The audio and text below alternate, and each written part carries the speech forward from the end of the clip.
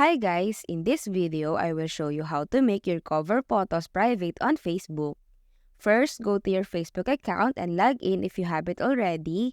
Then click on your profile icon and tap your name.